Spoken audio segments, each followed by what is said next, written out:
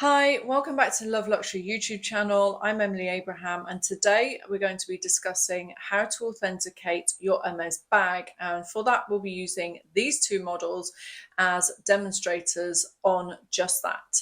Don't forget to hit subscribe, like, and comment.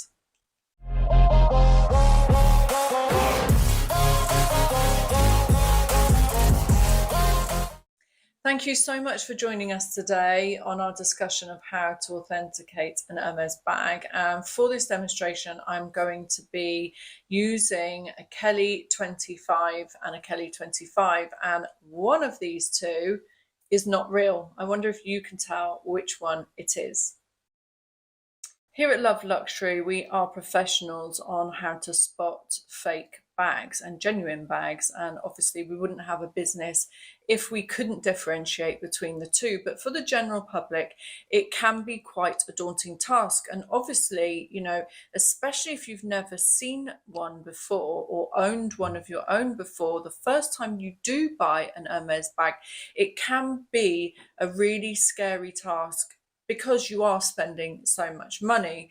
So the first thing that I would suggest is obviously always go to a reputable seller. So whether you're buying directly from Hermes, obviously you would 100% know that their bags are genuine. But if you're buying from the secondary market, then coming to a company like Love Luxury, like ourselves here in Knightsbridge, you would be guaranteed that the bag that you're buying is genuine. And the way we can guarantee that is because we give third-party certificates of authentication with every single one of the bags that we purchase and sell on. And that's not for our peace of mind, that's for the client's peace of mind. So when you purchase from the secondary market, my first tip would be to ask if there is a certificate of authentication. So once you get your certificate of authentication, the next step is cross-referencing it. So you need to make sure that the code on the certificate of authentication matches the code inside your bag, which is called a blind stamp, and we'll go into that a little bit later. So the blind stamp tells you who the maker was and the year that it was made, and the factory as well. So it has the maker's mark, the factory code, and the year stamp on there. Years ago, Hermes used to go in alphabetical order with their stamping. So it would go A, B, C, D and correlate 1, 2, 3, 4.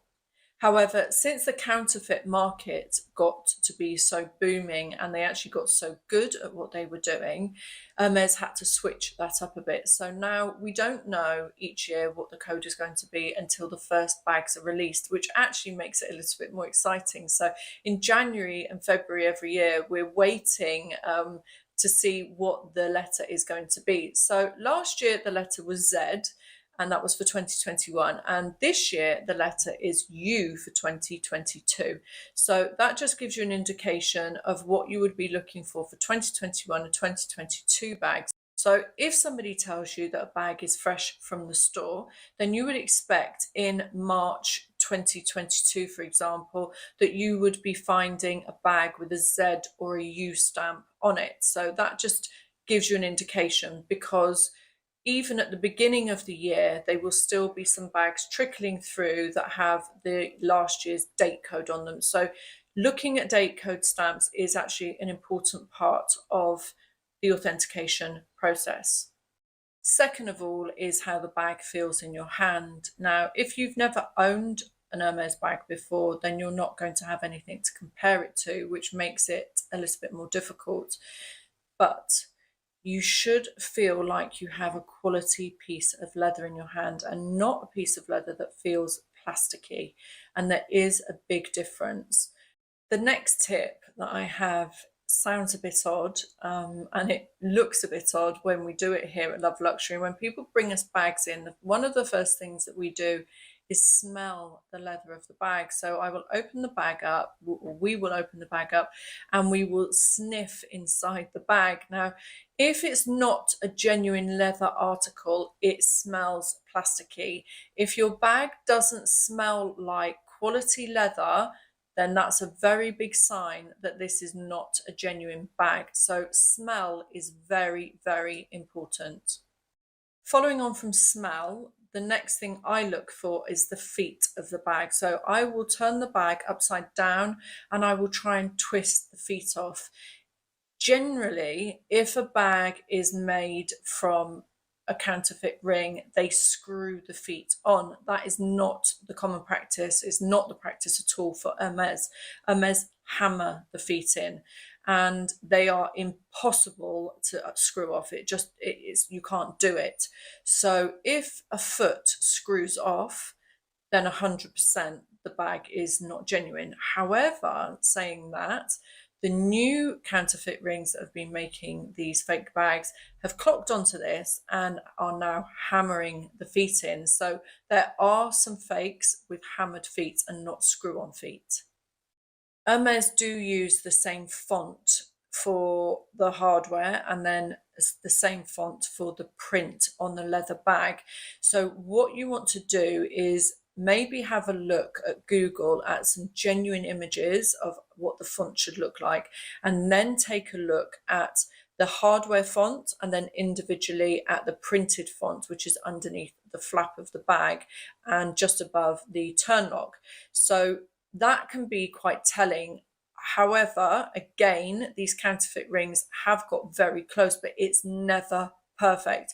Also, positioning of the font is really important. I'm just going to touch on the hardware. So the font on the hardware is lasered on, and the laser that Hermes uses is a continual laser. So the lines are lines, they're not dots. And what we find quite often is that these counterfeit rings that are making these fake bags are using a laser machine that uses a dotting technique. So although to the naked eye it looks like a line, when you look through a magnifying glass or a loupe, which is what we use here, Love Luxury, you can actually see the difference between the two. And on Hermes bags, it's very fine and very precise. There are no jagged edges.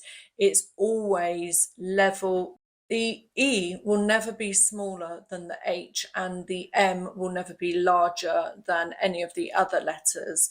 So that's something to keep an eye out on. And I'm going to give you some close-ups of both of the bags that I've got behind me today so that you can see the difference between the two, and then perhaps make a judgment for yourselves whether you think the black bag is genuine or whether you think the tricolour bag is genuine. We really hope that you're enjoying this video so far. Don't forget to hit subscribe, like, and comment. Let's move to the date stamp, or the blind stamp as it's known. The blind stamp should be 3 letters, 3 numbers, and then again 2 letters. So the 2 letters at the end will always be slightly smaller in size than all of the other numbers and letters, so than the other 6 digits. And the first letter at the beginning of the first 3 letters is the year stamp. So that tells you what year the bag was made. So look out for that. On older bags, the stamps are either in circles or squares, and it's very hard because they aren't in a specific order. So now we have a very good system from Hermes that tells us exactly what we need to be looking for. Whereas before, on the old bags, it was a little bit more difficult. So if you're buying an older bag on the secondary market, please do be very careful, because they are quite easy to fake the codes on the bags. The zip on a genuine bag should always run very smoothly. It should never be jilty across, and it shouldn't be wavy. So another tip to look for is that your zip is a smooth straight line and it doesn't wave, and that it moves smoothly across back and forth. Here at Love Luxury, we measure the bags that come in, because quite often the fake bags, the counterfeit bags that we see, are not exact measurements in relation to their genuine counterparts. However, again, this can vary very minutely because these Hermes bags are made by hand, so it's not an exact science. The shape and height of the Hermes handles is very specific to each bag. So again, this is something that you can check out on social media and or have a Google of and see what the handle drop of the bag should be exactly. So that stands for the strap that goes cross strap on the Kelly bags and also the top handles on both the Kelly and the Birkins. The grain of the leathers on non-genuine bags is completely different to the grain of genuine bags, and I'm going again to show you in some close-up shots of the difference between the two bags that we have, and they are very, very close, but one of the bags is not genuine and one of the bags is. Something that I've been noticing in the super fake bags is that the lining of the bag seems to be a lot thinner than the genuine Hermes bags, and the outer leather layer happens to be thicker than the genuine Hermes bags. So what they're trying to do is they're trying to make up for the thickness with the outside panel but not with the internal panel. And whereas Hermes, the two pieces of leather are very equally matched. So the inside of your bag should not feel flimsy. And if you pull your bag open, you shouldn't see ripples on the leather of your bag. That is a very big sign that the bag you're holding is either genuine or not. Also, the stitching on Hermes bags, don't forget, is hand stitched. So it's never perfect. Although it's very, very good and it's very close to machine stitching, it's not. And sometimes, and quite often, on every single bag we have come in, we will see that perhaps one or two stitches are slightly smaller, and I mean fractionally smaller. And this is again something you'd look at through a microscope, but fractionally smaller than the other stitches on the rest of the bag, or it might be just a little bit higher or lower. Again, these are hand stitched bags, so of course human error stands to reason that the stitches are not going to be perfect. And actually, for me, that brings part of the character of the Hermes bags. On a counterfeit bag, the stitching is perfect because it's done by machine. So every single stitch is uniform and every single stitch just looks like it's been made on a machine. So that again, with a magnifying glass, is something that you can look out for and compare to either genuine bags that you already own or to pictures of stitching on the internet. Last but not least, the very big telltale sign that I always look for after I've smelt the leather, had a look at the bag, checked the feet, run the zipper pulley, had a look at the date stamps and all of the other things. A very quick way to tell is to look at the H at the end of the zip. And you may think, what is she talking about? At the end of the zip, we have normally a little square that stops the zipper pulley from pulling off, right? On an Hermes bag, that square is actually an H. Now, it's a very fine and well-proportioned H on a genuine bag, but on a fake bag, one side will be thicker than the other, the middle bit will be all wonky, and it will even be perhaps placed not dead square center on the end of the zip there. So that for me is one of the first things that I actually look for if you want to do a quick Hermes authentication. So that one really is a very good tip, because if the H at the end of the zip doesn't look like it's a perfect H, it's not a genuine bag. Thank you for joining us today. We hope that you found the video really informative and that the close-ups of both bags helped you decipher which one is genuine and which is not. And I'm going to reveal it now. The genuine bag is the tri-colour Kelly and the counterfeit bag is the black Kelly.